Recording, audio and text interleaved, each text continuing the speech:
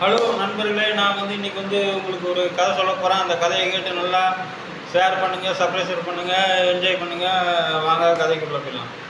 ஒரு ஊரில் 2 விவசாயிங்க இருந்தாங்க.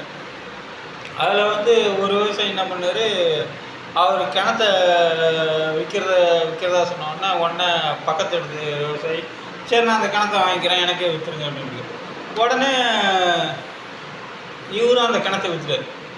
விற்றுட்டு இந்த வாங்கின விவசாயிக்கு சந்தோஷம் தாங்களா, இனிமேல் நம்ம தோட்டத்துக்கு தண்ணி நல்லா பாய்ச்சிக்கிடலாம் அப்படின்ட்டு அவர் தண்ணி பாய்க்க தோட்டத்துக்கு வந்தார்.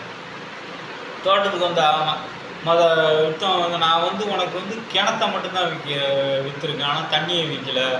அதனால் நீ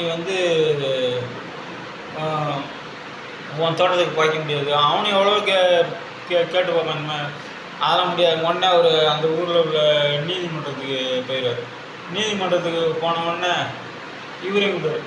இந்த மாதிரி என்னப்பா இந்த மாதிரி கிணத்தை விற்றுட்டு தண்ணி இறக்க விட மாட்டேங்கிறாமே அப்படின்னு. இல்லை, நான் கிணத்த மட்டும்தான் விற்றேன், ஆனால் அதில் உள்ள தண்ணியை விற்கல, அதனால் தண்ணி எனக்கு தான் சொன்னேன் அப்படின்ட்டு. உடனே நீதிபதியும், சரி நீ கிணத்த மட்டும் விற்றதுனால தண்ணியை நீ விற்கல, அதனால் தண்ணி இவர் யூஸ் பண்ண முடியாது, அதனால் உனக்கு தண்ணி உனக்கு சொந்தம், கிணறு சொந்தம்னு. உடனே எல்லா மக்களும் என்ன இது தீர்ப்பு இப்படி சொல்லிட்டாங்களே அப்படின்னு. அப்புறம் கொஞ்ச நேரம் ஒரு நிமிஷம் அப்படின்ட்டு இருக்கார். சரி, இந்த மாதிரி உன் தண்ணியெல்லாம் எடுத்து, சரி இப்போ தண்ணி நான் அதுக்கு என்ன பண்ணுறது அப்படின்னு கேட்டுருக்கோம். அது பண்ணால் அப்போ எனக்கு 10 வராகன் எனக்கு கொடுத்தா நான் தண்ணியை கொடுத்துருவேன் அப்படின்னு. உடனே நீதிபதி கேட்பார், என்னப்பா இந்த மாதிரி 10 வராகன் கொடுக்குறியா அப்படின்னு. ஐயோ ஐயா, என்கிட்ட 10 வராகன் இல்லை ஐயா, அதனால் எனக்கு தண்ணியே வேண்டாம் ஏன் கொடுப்பார். சரின்னு உடனே நீதிபதி சொல்லுவார். நீதிபதி என்ன சொல்லுவார்னா, இந்த மாதிரி நீ கிணத்த அவர்கிட்ட விற்றுட்ட, ஆனால் உன்னோட தண்ணியெல்லாம் எடுத்து அவர் கிணத்துல தான் சேர்த்து வச்சுருக்க. அதனால்